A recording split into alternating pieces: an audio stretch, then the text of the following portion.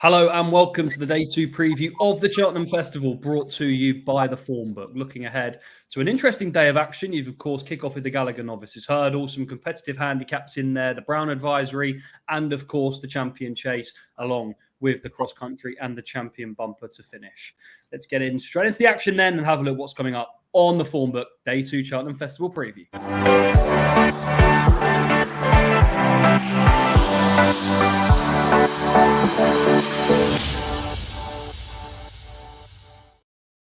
Yes, welcome along, and a reminder that you can watch the Day 1 preview on our YouTube channel or listen to it on any of your favourite audio platforms. Joined this week by Tom Thurgood from the Racing TV website team and Dan Overall to preview all the action for Day 2. Tom, looking forward to it. Should be a good week, busy week, but some interesting action, particularly on this Wednesday with the Champion Chase taking centre stage. Yeah, no, thanks, Danny. Looking forward to it. Yeah, Cheltenham Festival fever is certainly getting more acute, and I guess we'll all know where Ballyburn is actually going to run sooner rather than later as well. So we can all crack on with our lives somewhat. No, looking forward to it. Good action to look forward to. Look forward to talking about it with you guys.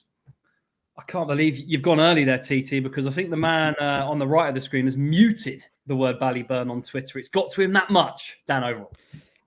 It has just become very exhausting, and it was getting to the stage of every other day the exchanges were different, and I've just tuned out. He's a horse I'll be keen to have on side whatever race he goes for, but until we find out on Sunday morning if he's going Supreme or the Gallagher, I'm honestly over the whole affair, and I think it's a further sign that we need to tone down these races and limit the options, because it is coming a bit farcical in my opinion.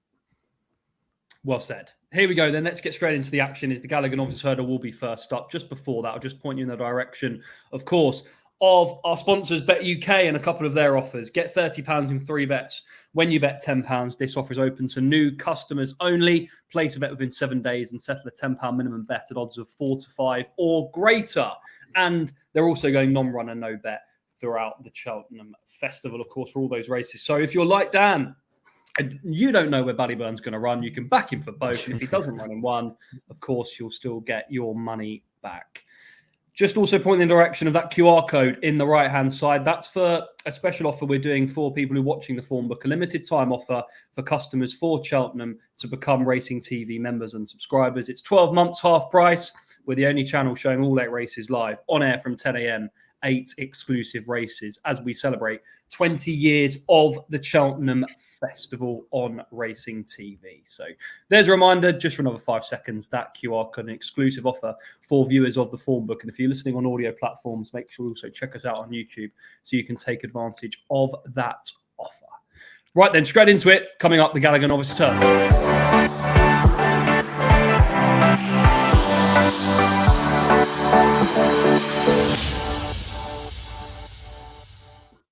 There's your betting. 4 to 5 favourite is Ballyburn. 4 to 1 Mystical Power. 9 to 2 Il Atlantique and Slade Still. 9 to 1 Reading Tommy Wrong. 10 to 1 Predators Gold. 11 to 1 Gidley Park. 12 to 1 Handstands. 14 to 1 Bar.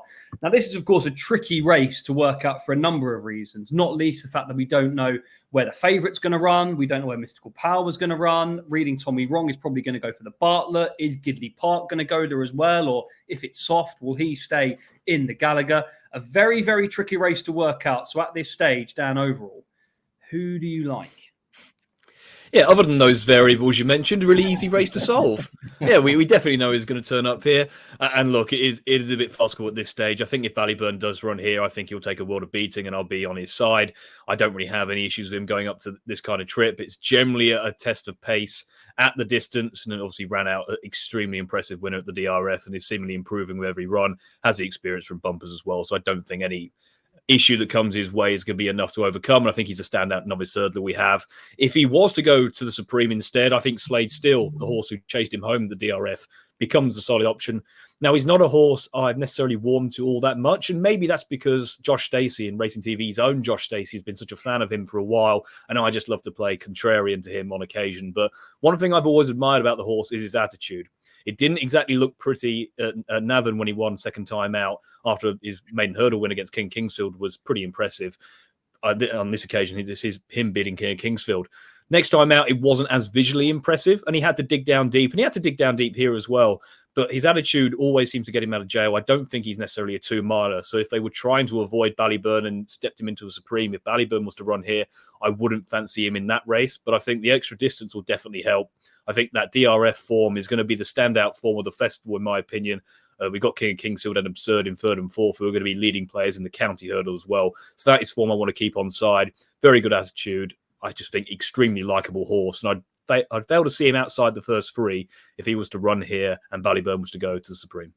Yeah, we talked about the race at Naas we just seen, and this is, of course, the win at Navan. Already mentioned about the form in this. He's a horse who's pretty game and plucky out in front, Tom, and I think that's something which will stand him in good stead, especially over this trip. If Ballyburn didn't run, or even with him, would you be looking towards Slade still?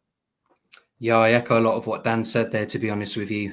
I also like his campaigning. I think the fact that they ran in the 2-mile race, obviously at the Dublin Racing Festival, you don't have the intermediate option, do you? But I thought he performed really well in that race, to be honest, beating 7 lengths behind Ballyburn. Just a quick thing to mention, this isn't Simon Rowland's level of analysis, granted, but just looking at the general winning times of this race that we're watching on the VT just now, and the Gallaghers on ground approximating yielding or softish ground, you're looking at just over 4 minutes for this race here that Ballyburn has won. At Gallagher's, you're looking at more something like 5 minutes 10, 5 minutes 15 seconds. So that is quite a lot of additional galloping. And I certainly think Slade still could get closer to Ballyburn. He was beaten 7 lengths at Leopardstown. But yeah, I just echo what you guys have been saying, given a nice campaign with this race in mind, and just a really likeable horse, a nimble jumper, a good attitude. And yeah, he's just on the cusp at the moment, where, you know, I couldn't sort of back him outright, but I'll certainly be having a look in without the favourite markets and just trying to keep him on side closer to the time of the off time of this race. That's essentially my principal view of the Gallaghers just now. Couple of other runners to mention, Dan. Il Atlantique is probably likely to run here. He's been described as tricky by Patrick Mullins, who had plenty of experience on him last year. He's got a good level of form. Is he one you'd want in a battle, though, Dan? Well, that is the question, because I think he's come off the bridle 3 times and been beaten 3 times. And I think maybe that's harsh, and maybe that's just simplifies and oversimplifies exactly what he's achieved. But I think Paul Townend said the other day he's a big fan of the horse, and I think he's probably the one runner in here you can almost say he's guaranteed to come here. Obviously, that run in the Laws and Naas went out in front, only got caught late by Reading Tommy Ron, who's a very strong stayer, and as you mentioned earlier, seems more likely to go to the Albert Bartlett. So that is a good level. The Laws and Naas always a really key trial for the Cheltenham Festival, so I've no doubt he'll be there or thereabouts. I'm just not sure he's necessarily a real top-notcher, and again, my theory is that Ballyburn is the one top-notcher potentially in this race. Without him, it becomes a little bit more open.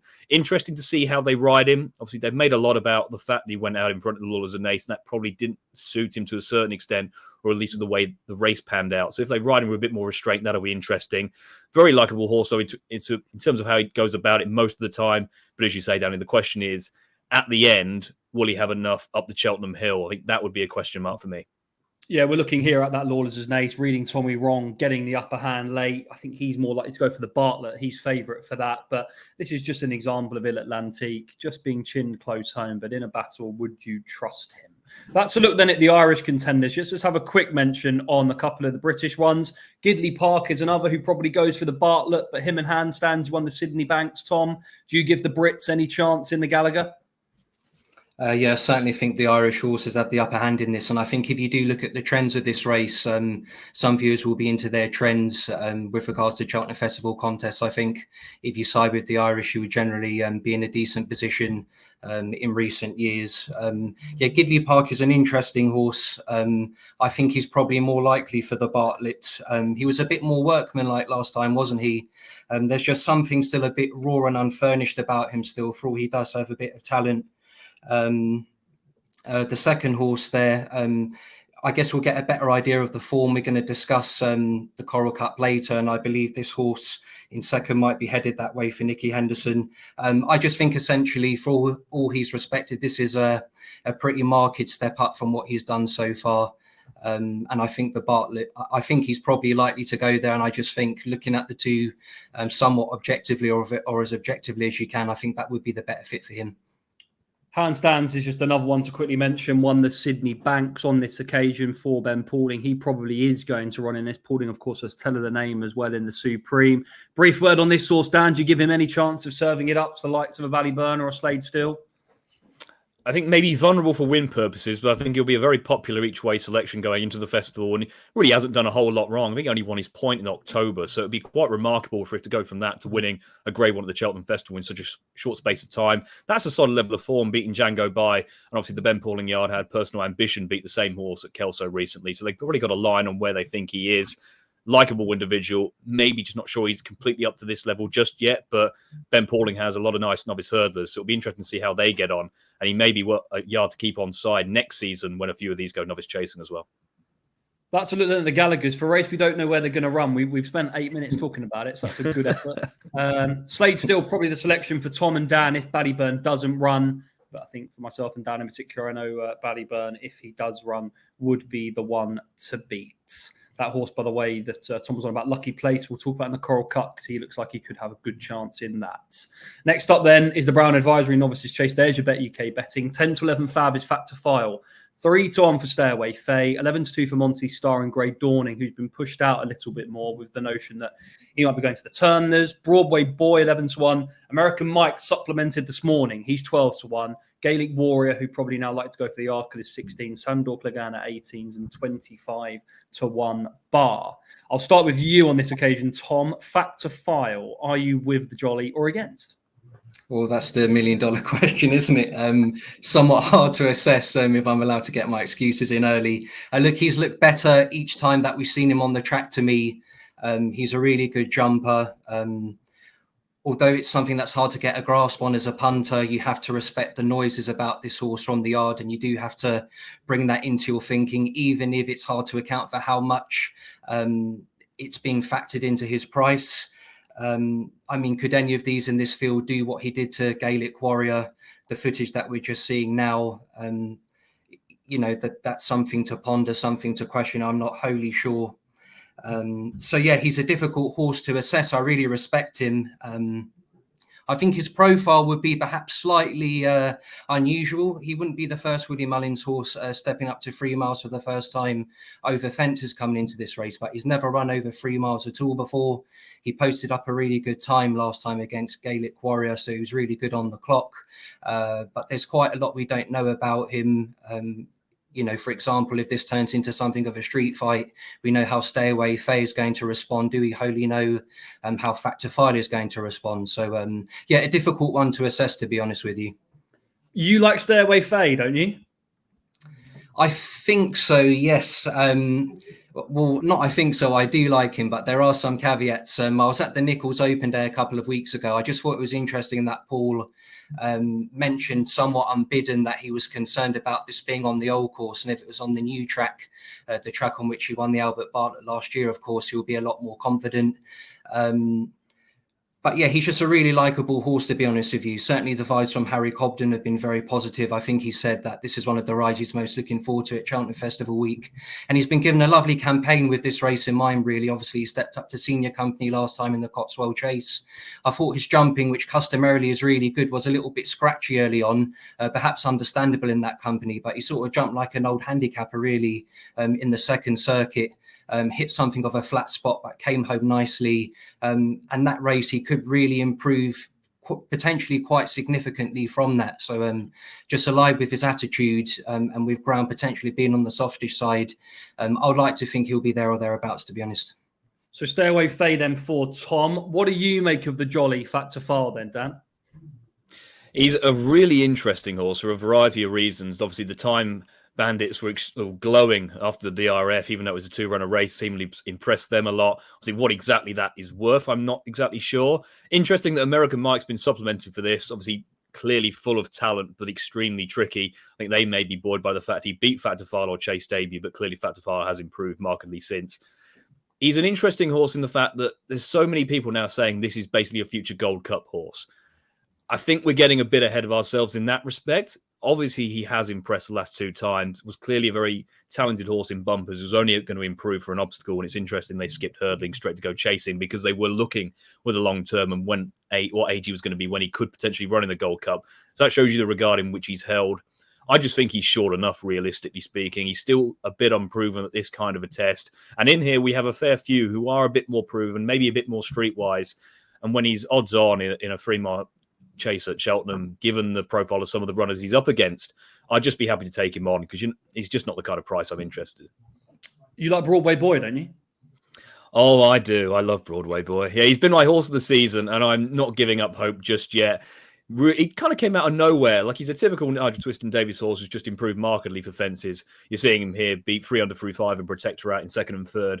Now, this was a really good performance when you take it into context of not only what the 2 in behind have achieved since and also achieved beforehand, but the fact he was able to make 3 really bad mistakes at a crucial stage of the race consecutively and then managed to still win this race, I think is a testament to his ability and indeed his resolution. Those are 2 key characteristics, and I love the way he just battles all the way to the line. Obviously, there are excuses for Warwick. Like, at this time, I thought it may have just been a combination of too many hard races back-to-back in a short space of time. But obviously, it's also now been shown since that he's had grade 4 ulcers coming out of that race. So that was enough reason to excuse him that pretty tame effort in defeat behind Grey Dawning, but given a nice little break. I love that they're going for this race and not the National Hunt Chase. The game needs more people like Nigel Twiston-Davies and now Willie Twiston-Davies to go for these big targets, not take the easy options. And I think they've got every reason to be optimistic. We know he loves the course. We know his run style will suit the race. We saw Sam Twiston-Davies ride the real whacker from the front to win this race last year, beating more fancied rivals. He'll probably look to do the same on Broadway Boy. And given this is going to be probably a relatively small field, I'd say you're probably looking at 7 runners or so. He'll be the one who'll go out in front. He'll put the others jumping to the test, and I think he'll be there turning 2 out. It's just a question of whether he's good enough. But you listen to Willie Twiston-Davies, they think this horse could potentially also be a Gold Cup horse down the line. Again, maybe not that bullish just yet, but a really likeable horse who'll run the race of his own nature, and hopefully he's still good enough to be there at the finish. So, strong case made for Broadway Boy. Just a brief word as well, Dan, on a couple of others. I think Grey Dawning's probably not going to go here, judging by the betting this morning. But Monty Star, what chance would you give him? I don't like his price, I have to say, for winning a beginner's chase on this occasion, and he hasn't done much since, or hasn't run since. I think he's fairly skimpy enough. And I think a lot of his price is the fact that people were looking for alternatives in the anti-post market and have been for a while. Obviously, Fat de Fal's position wasn't exactly clear until a couple of weeks ago. Stay Away Faye was always going to run here. But outside of that, there weren't exactly many guaranteed runners. And I think his price is just a reflection of those people trying to get on early doors. I think, realistically speaking, at 11-2 now, that's short enough. Likeable horse, and obviously carries the famous Silks Miller Indo and Mona Lee. So he's respected for connections who obviously do extremely well with these types of horses. But I think his price is short enough. So, Broadway Boy then for Dan and Stay Away Faye for Tom. So, both of them taking on Fat to Fall, which is what we like to see. Favourites being taken on in the big grade ones. Next up, easy one for them to solve, is the Coral Cup. Interesting contenders in this year's renewal. We don't know the full field yet. Sama Jess could go here or the Martin Pipe, but he's the 5-1 Jolly with Bet UK. 7-1 Langadang. 10-1 for Doddy the Great and Built by Ballymore. Lucky Place at 12s. My Tie at 14s. Key to Bourbon's probably going to go for the Martin Pipe. He's 18s, along with Springwell Bay and Brazil. Come to you first on this occasion, Dan. Coral Cup. We got to go for our namesake first. Langadang. No. Clearly, the plan has been to get him back for this race again, 12 months on, just the way he's been campaigned and what's been going on. I'm going to be nice to the Skeltons and instead show the Coral Cup from last year. Lucky performance. He chinned another Martin Brazel train runner in the second, but what do you think of Langadang 12 months on? Well, this hurts even more watching it back because I was on an epic song at 33s. So this really is a painful recollection. And of all the horses to do it, it had to be Langadang, the classic plot horse that people have been on about for years and years, and finally had another big day when he just did not deserve it. I can't be with him in this. I think it getting to the point where it's a bit of an enigma and he's very polarizing. I do think there'll be a large section of the crowd who would just be almost borderline booing him in if he manages to win this race, because he's just one of those horses where we know what the plan is. It's always getting back for these spring handicaps. It has been for a couple of seasons now. He'll be popular because there are people who've had their day on him and will continue to back him out of loyalty, but I'm hoping there's something else in here that can beat him, because I just can't have him winning back-to-back Coral Cups. Who do you like then, Dan? Well, my fancy would have been No Ordinary Joe, and Nicky decided, despite saying he's going to run in the race, to leave him out of the confirmation stage this morning. So that was really nice to see. So as an alternative, and I thought No Ordinary Joe would run here because Doddy the Great's unlikely to get in, or was seemingly very unlikely to get in. But if he does run, I do think Doddy the Great has an outstanding chance. See, Nicky Henderson does have a great record in the Coral Cup, won 4 of the last 14 renewals, and he's been very keen on his chances. Obviously, this was his second to go Dante at the December meeting over 2 mile 1. Just a bit of a stayer in the really, who just needs it clearly a bit further. Went on to finish 4th in the Betfair Hurdle thereafter. Again, looking like a step up in trip would really suit. His run style and pedigree definitely suggests that. And he's just a very lightly raced type, a fair bit of scope for improvement. As it stands right now, he's number 38 on the list. Obviously, 26 can run the Coral Cup. There will be a fair few ahead of him who won't run or may go elsewhere. So I think you could be cautiously optimistic that Doddy Great might squeeze in. And if he does, I do think he has a really good chance. Do you think Summer Jest will run, or are you thinking they'll go Martin Pipe? Like, it's the key to Bourbon debate, isn't it? When you've got 2 towards the top of the market, do you think they'll split them up? So my initial thinking was Sam and Jess would run in the Martin Pipe, and then, like No Ordinary Joe, would run here. With No Ordinary Joe now seeming going for the Martin Pipe, I think Sam and Jess will run in the Coral Cup now. It's interesting because it isn't really Willie Mullins' usual MO with this type of horse. And normally very keen to go for the Martin Pipe instead. You look at the likes of horses he's sent to the Martin Pipe. He's generally the lighter raced, really potentially high-class horses. And the ones that go to the Coral Cup generally are still pretty high-class horses, but far more exposed. Obviously, we see him beating Noble Yates, who then went on to win the Cleve Hurdle. The third is rated pretty lowly and finished close enough to muddy the waters somewhat. Obviously, the British handicapper said this was the toughest horse to assess he had, and he had to kind of come to a consensus with the Irish handicapper, hence they come down the mark of 140. He has the potential to be extremely well handicapped, but the key word is potential. We're not exactly sure on what that form ahead of Noble Yates is worth. It was his seasonal reappearance. It was over 2.5 miles. It was heavy ground at Limerick, so there are questions, but the regard in which he seemingly held was evident at Punchestown towards the back end of last season, where he was backed off the boards. He was disappointing, but the fact that he was so well supported, clearly they think a lot of him at home. I'd be surprised if in time mark 140 is the limit of his ability. But the Coral Cup is quite a difficult race. So it's going to be some performance if he's able to come here on the back of very little experience to win this. But clearly a horse you have to respect. And the markets will be very informative on the day, I think. Interesting. What about yourself here, Tom? Are you in agreement with Doddy the Great? Yes, I am. Just following on from what Dan said, I believe for handicap debutants in this race since 1997, it's 2 from 83. So the market expectation of such runners, obviously the more unexposed looking horses are the ones that punters might go for, but traditionally they don't perform so well in this race. I like Doddy the Great, to be honest with you, and the step up in trip is obviously a nice angle, provided he gets in, as Dan has said. I think there were 7 runners in front of him at the last in the Betfair Hurdle, and he came home really nicely. I also like the fact he's a slightly older horse. Obviously he had his injury setback not long ago, didn't he? But he's come back from that, so he has that blend of age and experience and just sort of time being in training, but is still lightly raced and still has more to offer. So Doddy the Great was the one that I came down on here for a trainer who does have a very good record in this race. Nicky Henderson, just to give you some stats quickly, of his favourites or joint favourites in this race, 4 winners and 3 place from 26 runners, nearly 40 quid to level stakes profit. It's 111% above market expectation. So, from a statistical profiling perspective, he would be of interest, I think. Okay, that's Doddy the Great. I'm going to put one up, Built by Ballymore. I'm not very confident now you've given me that stat about handicaps because he's won a couple of novice events. But if there was a Martin Brazel fan club, maybe I would be president and Dan would be vice president, because I think he can really get them ready for these sort of events. And he's done the job nicely. The form looks pretty average on what he's achieved. But I think off his current mark, there's plenty more progress to come. And I think Built by Ballymore makes appeal at about the 10-1 mark here. So I'd be taking a chance on him. If Summer Jess run, of course, you'd have to deeply respect him. But I thought that Built by Ballymore would at least finish in the places, so he gets the vote in the Coral Cup.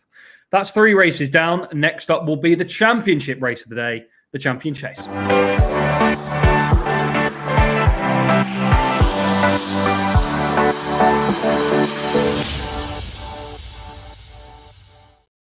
Let's take you through the betting then. 4-9 Fab is El Fabiolo, 130 for John Bon, Edward Stone at 13-2, Captain Guinness at 14s, Elixir the Nuts at 25s, and 40-1 bar those. I think it was Boot Hillen at 40s. There's not going to be many runners in this champion chase, that is for sure. And it's the rematch once again, El Fabiolo versus John Bon. Start with you on this occasion, Tom. Does El Fab remain and have that stranglehold over John Bon once again? You would think so, wouldn't you? I'm still yet to face defeat over fences. I'm still not enamoured with this horse's jumping, to be honest with you. Obviously, he's a big, imposing sort, big engine, and it's not really catching him out at the moment. He doesn't make juddering errors, does he? And he never really looks like coming down. But when you're playing at fairly short prices, it's just enough to be somewhat tentative. But yeah, I do have him as the most likely winner here. Winner for most unoriginal statement on this show wrapped up already.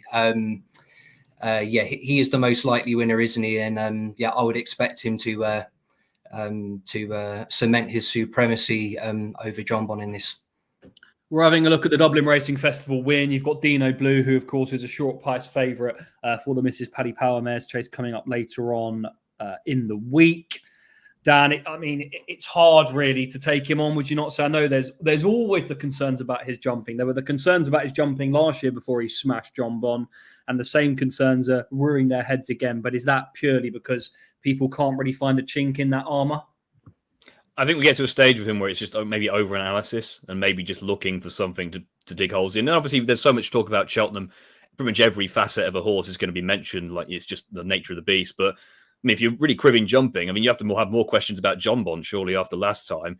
Like that race shot ending error didn't exactly come out of nowhere. He made a fair few niggly errors before that, and obviously then the one that basically ended the race. And I was surprised he wasn't pulled up immediately after that, to be honest. The fact he managed to get upside Elixir de Nuts and looked like he was going to win for a while was a testament to his ability. But I wouldn't be too harsh on El Fabiolo's jumping. He does it in a fashion. He's a big, imposing horse, as you mentioned, Danny, who, while he doesn't exactly convince with the shape he makes over a few fences, it never really seems to stop him.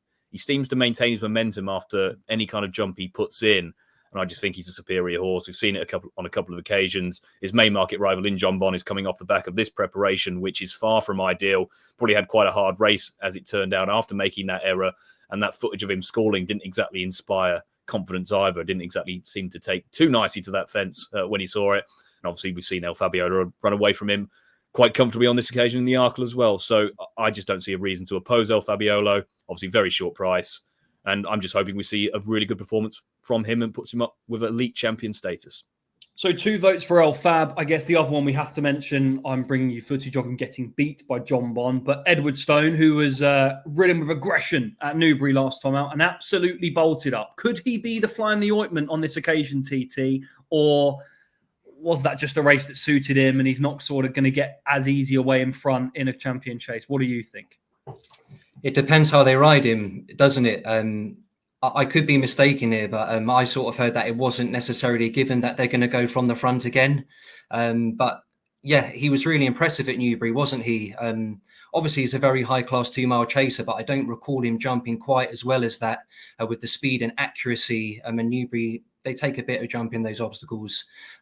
So yeah, I think if they do go from the front here in a similar manner to last time, I think it will certainly add a really fascinating dimension to the race. And I think it's his best chance of potentially putting some kind of pressure on those in behind him. So yeah, I guess we'll have to wait and see, really, won't we? There may be some other pace in here as well, so he has to contend with that. There's also the question that he may have shown his hand already, given the tactics that they adopted at Newbury. But yeah, potentially a really fascinating aspect to this race if they do go from the front with Edward Stone. Dan, if you take the form literally, he's obviously seen the backside of John Bon twice. John Bon seen the back of El Fabiolo the last time they met. So in essence, that means El Fabiolo is the one to beat. But can you see Edward Stone serving it up to either or? Well, I think his only chance is to go forward. It was we saw at Newbury. I don't think he could ride him as we've seen previously, and normally been held up with restraint because he is so keen. Obviously, we saw that when he stepped up 2.5 miles. It was good to see what he did at Newbury. So he did look maybe like he could be regressing slightly, and he isn't exactly the youngest horse either. So he's the grand age of 10 now, although 10-year-olds can win champion chases. I wouldn't hold that against him. You do have to say that Newbury race fell apart. obviously we saw Amarillo Sky was the one well supported against him. He pulled up, and I think sadly we lost him subsequently. Boot Hill fell, and Fernando Civil has been in decline all of this season. So what he actually achieved is on the form book is probably questionable. The manner of the success was impressive, but again, he's not going to be able to do that here and get it all so easy. You'd think Elixir Donuts will also go forward. Not that they'll probably set a blistering pace because they're not exactly the high-profile horses in this race, but I think if those two do go forward, it will just set it up for El Fabiolo. That's then a look at the Champion Chase. Next will be the cross country. Just pointing you quickly in the direction of the Racing TV website while we're here. You can have a look at plenty on here. Look at the latest news, all of it surrounding the Cheltenham Festival. Harry Redknapp's thoughts on his runners, Willie Mullins stable tours, Rishi Prasad's given a lucky 15, Gordon Elliott, a Cheltenham Handicappers Q&A. Then, of course, you can look at all the tips, go back to the news page, go to watching the likes of Road to Cheltenham, stable tours, key interviews, and much more. And, of course, you can also watch the action live on racingtv.com. We've, of course, also got that Cheltenham page that you can have a look at. And there's a reminder of that QR code, limited time offer, exclusive offer for you viewers of the Formbook, which will give you 12 months for half price watching Racing TV. Next up's the cross country, always an interesting contest. There's some old favourites in here. And, of course, last year it was a tight tussle between Delta Work and Galvin. Delta Work coming out on top on this occasion. Come to you first on this occasion, Dan. Manila Indo is the new fly in the ointment. I'll give you the Bet UK betting after this. But in terms of these two, do you still think they set the standard, or would you be looking at the Indo? I mean, Delta Work sets the standard. Obviously, this race would have been the plan all season long. It's had a very similar preparation. Obviously, the ground on this occasion was pretty testing last year. And to be honest, it was a testament to Galvin's ability that he was able to get this close on conditions that didn't suit. But Delta Work won going away and is the standard. But I was really taken by the way Manila Indo just seemingly took to the test last time when we saw him at Cheltenham. It isn't necessarily something that it suits every horse, and Manila Indo has been on the go a while. So it was really encouraging to see him run as well as he did. He was held up on that occasion, given a real good experience of what the test will be like. Finished a very creditable fourth here off a mark 160, carrying 12 stone. So Galvin was 4 lengths behind and was getting £3 and had a run under his belt. So that would give you the impression that on Manila Indo's first experience of this course, he would have the beating of Galvin, I'd say, on any ground. And I'd say just the class that we have Manila Indo being, obviously former Gold Cup winner, he's just a real high-class horse. And they seemingly think he's been rejuvenated a bit by this switch to the cross-country obstacles. Henry de Bromhead, we know, is so good at getting him ready, so I wouldn't be concerned that we haven't seen him for a while. The comments coming out of the yard seem really bullish. And while he's the same age as Delta Work, but Delta Work's had one more season under rules. So I wonder if that might just be the deciding factor. Manila Indo is the new kid into this cross-country scene. And we've seen time and time again how that first experience over those obstacles really brings a horse forward for it. So I think Manila Indo is the one to beat. Betting for you from Bet UK, 15-85 is Manila Indo, 3-1 for Delta Work, 4-1 Galvin, 9-2 Cocoa Beach, 14-1 Foxy Jacks, Statler at 16s, Double Carpet, and Bigger the remainder. What about yourself here, TT? Who do you like in this contest? Are you sticking with the form of Delta Work, or are you looking elsewhere? Delta Work was the one that I eventually came down on, yes. As Dan said, sets the standard on last year. I must say, though, I was really impressed with Galvin in the race last year. He raced a little bit further behind. Delta Work was a little bit more forward. And as Dan has mentioned, the ground probably wasn't to his liking. I thought he could probably reverse the form this time. Ran well over the cross-country course earlier in the season as well, but blew up. It's just the ground, isn't it? It may dry out somewhat, but it's still being given as heavy at the moment. But whether it will dry out enough for Galvin remains to be seen. So I thought Delta Work was the safer option. You gave me the bad news earlier about Conflated. I was actually quite keen on him. Obviously, Gordon Elliott said earlier in the season, obviously the go-to man in this race, he said that he's never seen a horse go as well over the banks. I'm paraphrasing somewhat, but the statement was to that effect. And Dan made an interesting point. Yes, experience over the cross-country course does stand to a horse, and they do tend to improve for it. It's a unique test, isn't it? But Gordon Elliott, with horses going first time over the cross-country obstacles at Cheltenham, is a decent little angle, to be honest, and is actually quite profitable. He's had 4 winners from 10 such runners, and even the ones that were placed, horses like Bless the Wings, Al Sam, Silver Birch going further back, hit the frame at bigger prices. So I was half interested in Conflated, but you've denied me that. So we'll go for Delta Work instead. Well, don't blame me. Blame it's your Gordon. fault, yeah. Blame Why have you campaigned this horse, Danny? Honestly, have a word. Well, life's a beach for Coco. Some would say maybe because he won so easily at Punchestown. That's where they've decided that Conflator can go for the Ryanair. Brief word on him, Dan. Any chance? I mean, I love Coco Beach. He's been such a consistent, high-level handicap chaser for the last few years, and obviously started as a juvenile hurdler as well. Really admirable horse. I just wonder if he has the absolute class of the likes of Delta Work and Melorindo. I wouldn't be so sure. Obviously, winning the cross-country race at Punchestown is slightly different to the Cheltenham test. It isn't exactly the same. Well, it's the same code. They are very different race courses in that effect. I think he'll run a decent race, but I think he might just find the class of Delta Work and Melorindo a bit too good. Okay, that's a look at the cross country. Next race we're going to have a look at is the Grand Annual.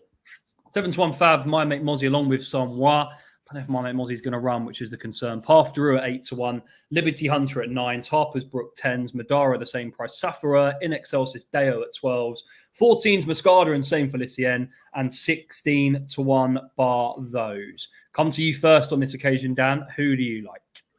I'm a big fan of Safara. Shown a very good level of form in novice chases this season, running a great race on his chase debut when would have been third in the pocket and Facile Vega, but fell free out. Watch that back. It wasn't really his fault because he jumped really well all the way around. And then Saint Felicien, who was directly ahead of him, went markedly left out of that fence and Safara just copied him. Just a really novice mistake, which I think you can forgive. He's running a really good race behind Hunter's Jean next time out, where he would have finished second to Hunter's Jean, would have been clear second because I think Battle Out was in third, 40 lengths behind eventually. He's now rated 127 after winning a decent handicap.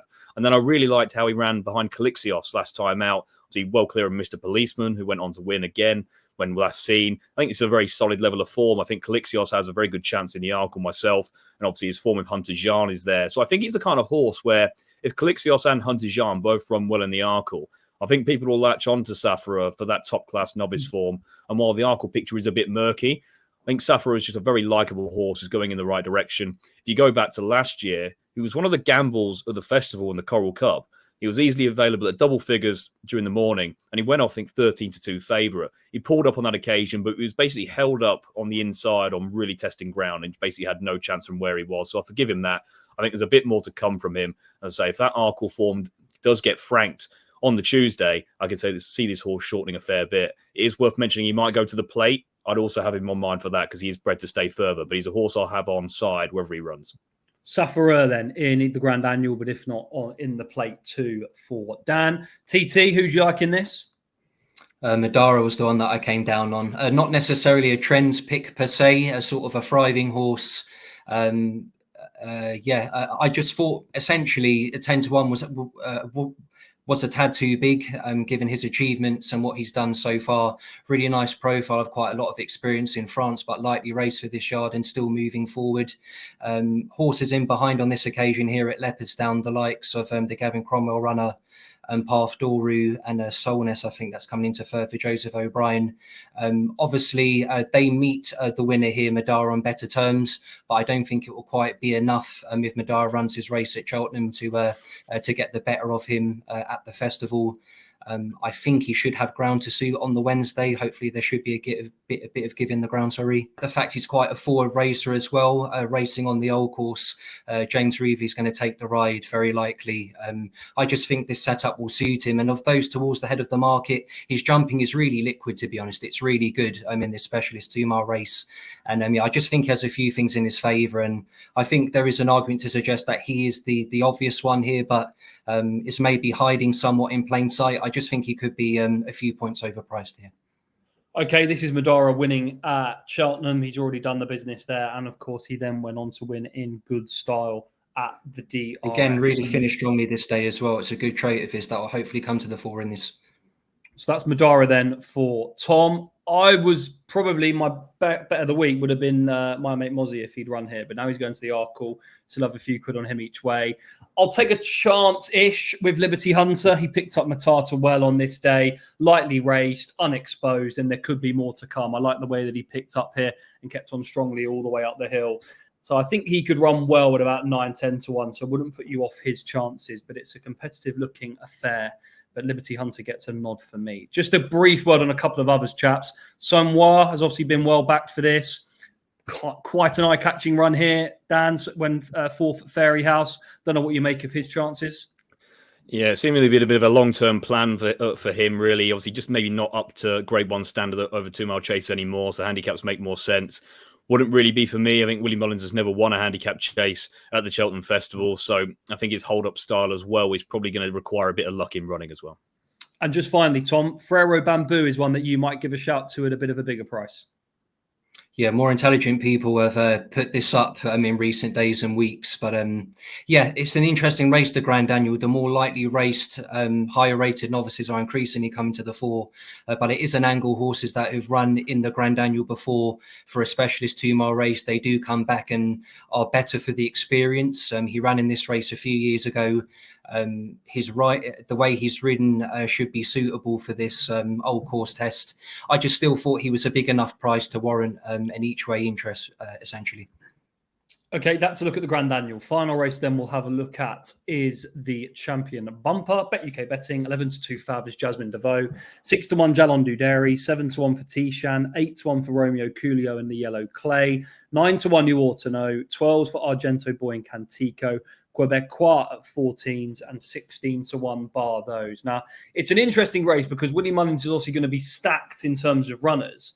But in terms of the class angle, you'd have to say that Gordon Elliott has got 3 live contenders towards the top of the market.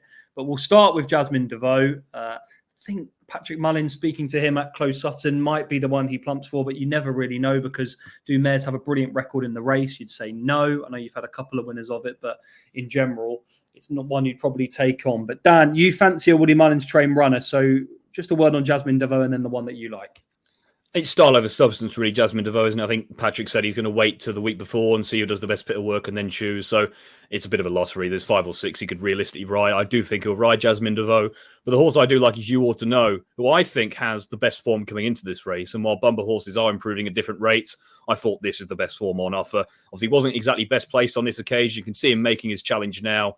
Obviously, Jeroboam Machan is the eventual winner and the oppressive winner. Obviously, we won't see him. And arguably, the 2 best bumper horses in Ireland aren't running in this race, in him and William Money. That leaves the door open. And I thought this was a really good effort on the back of a 6-month break. He was giving Jeroboam Machan £3. He's also giving Redemption Day £3. And he's interesting because you draw a line for Redemption Day. He was 2.5 lengths ahead of him, giving him £3 on this occasion. Before that, Redemption Day was the same distance behind Jalon Duderi, but he was giving Jalon Duderi £5. So obviously, the races are run differently and everything like that, but that paints You Ought to Know's form in a much better light than Jalon Duderi's, and he's a bigger price. So I think that is just underestimating what You Ought to Know achieved because he doesn't have a 1 next to his name. A few of these could have any amounts of improvement, but the past 10 bumper winners have all run more than twice in that sphere. I think he brings the standout form claims into the race, and given his experience, I mean, he beat the likes of Croke Park 11 lengths, who won a Grade 3 hurdle recently. So it's just rock solid form all the way through. I think he's still a bit underestimated, and I just think he's a rock solid each way option. You Ought to Know. That's Dan's nap of the day. The overall nap goes in the bumper. It's You Ought to Know. What about yourself here, Tom? Who do you like? Yeah, we're siding with Willie Mullins here as well. Argento Boy was the one that I was most interested in. To be fair, his price has contracted, hasn't it, in the last 10 days, couple of weeks. I just thought he was one of the more obvious, bigger improvers in this. I was quite impressed with this effort at Fairy House. The pace did quicken a bit, but you can see, especially towards the line, he has a really big engine and he saw it out really well. I just got the impression that they surprised connections here. I recall Willie Mullins saying that he was quite impressed with this effort, given this was his first ever start. I believe I'm right in saying he's never run in a point or anything like that. So he just strikes me as potentially quite a big improver for this race. Stayers do generally tend to come to the fore in the Champion Bumper, and he's the sort I can see, plugging on into the places. Okay, I'm going to be with Jalon Duderi, not a race that I'm that strong on. Dan's already mentioned the link between the form with Redemption Day, but I just like the way on this occasion he just kept knuckling down and finding. Was there on this occasion. The money came for Redemption Day, then late it came for Jalon Duderi. So they were hopeful of a big run, and I just like the way he fended off that horse. Okay, he'd been off the track for a long time, Redemption Day, but I just like the way he stuck it out to the line. So I think Jalon Duderi deserves to be towards the top of the market. I also think Romeo Coolio, that this race just didn't really suit him. I don't know. He just lacked a bit of a turn of gear early, but I think he's much better than he showed on this occasion. It just turned into a bit of a sprint. and I also wouldn't put you off him. I thought he showed a likeable attitude to keep finding under pressure. So I think Gordon Elliott, with the yellow clay in there as well, has got a really good triumvirate for this year's race. Wouldn't put you off either of those two, Jalon Duderi and Romeo Coolio. Just a brief word finally on Tishan, Dan. He represents Paul Nicholls, who's got a couple of interesting runners with Quebecois also likely to go. What chance do you give a British train winner? Of course, we saw these colours finish third last year with Captain Teague. Yeah, and he was impressive on this occasion. Again, the form isn't all that much, but that's so often the case in bumpers. Seemingly, I don't think there's much between Tishan and Quebecois, so it'll be interesting to see how they go. This is maybe a year where the Irish aren't exactly have a dominant force in a division, as we've seen in a few years past. So it's an open enough race. Could see him running well, but we know Paul Nicholls' MO isn't necessarily to get them absolutely bang right for champion bumpers. There'll probably be more interesting prospects going novice hurdling next season, and a few of the Irish just maybe a bit more forward at this stage of their careers. Okay, that's a look at the champion bumper. Argento Boy then put up by Tom, and Dan's nap of the day is You Ought to Know. So good luck to him with his nap. We know what that is, so we'll go to Tom. Tom, your nap, Madara.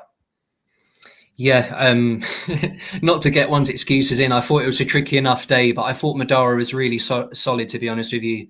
Can see him going really well in the Grand Annual, and yeah, hopefully we'll be there or thereabouts. We were jesting off camera, Dan, about your nap being You Ought to Know a bumper, but it is that sort of day, isn't it? It's ultra competitive and it's tough to find them. Yeah, I think we're hoping for a good day on Tuesday to set us up for a potentially worse day here, because I think it's a very tricky race. I mean, when you're relying on the likes of the Coral Cup and the Grand Annual, for example, I think that tells you the kind of day you could be in for. So I'm confident You Ought to Know he has a good each way chance in the bumper, but it's that kind of day, that kind of race where there could be a lot of springers. We've got you on for the other couple of previews, but you mentioned the Tuesday. Is there one horse on the Tuesday you're particularly looking forward to seeing? You know what? In the Fred Winter, I've come really around to the idea that Ursay Partir has just been plotted out for this race for a long time. Obviously, I think he has had one of those typical Martin Brazel type campaigns where he made a really encouraging debut, didn't necessarily kick on as expected. But you go back to that Grade 2 over Christmas, which is a key piece of form for the Triumph Hurdle and indeed the Fred Winter. I thought he was a real eye catcher on that occasion. Had a similar prep to Fast or Slow and an Epic Song, who came into the race last year at the Cheltenham Festival, having disappointed at the DRF and been quite well beaten. He did likewise, but obviously those two went on to finish second in their respective handicaps. He's been well back recently, and I think he has a very good each way chance in the Fred Winter. Okay, there you go. One for the Tuesday. My nap, I've really gone rogue. Each way double, still by Ballymore and Liberty Hunter. That's how tough I think the racing is. I've had to go for a dodgy each way double, but I think both of them can run into the places. Thanks very much to Dan and to Tom for their company. Just final couple of plugs, put you in control of all the offers of Bet UK. Get £30 in 3 bets when you bet £10. New customers only, deposit and place bet within 7 days and set the £10 minimum bet at odds of 4 to 5 or greater. And of course, they're going non-run and no bet across the Cheltenham Festival. Racing TV celebrating 20 years of Cheltenham coverage. We've got this. And if you want to get involved, there's a QR code there, which you can scan now to take advantage of a limited time offer for Formbook viewers. So there you go then. That's a look at day 2 of the action at Cheltenham. Day 3 and day 4 still to come on our YouTube channel and across audio platforms. Thanks very much for your company. Enjoy all the action. You can watch day 2, every race live on Racing TV. Thanks for watching the Formbook, and please remember to gamble responsibly.